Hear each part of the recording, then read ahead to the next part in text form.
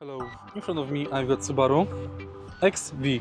In this video I'll tell you how often to change oil in this car.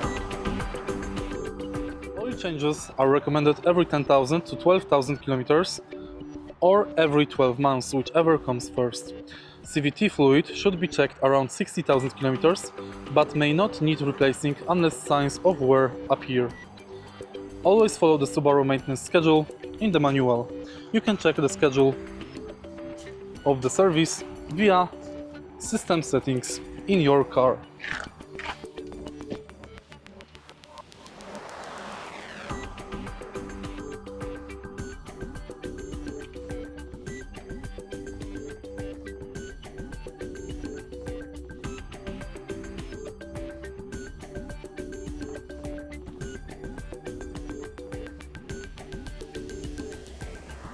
If you find this video helpful, please leave like, comment and subscribe.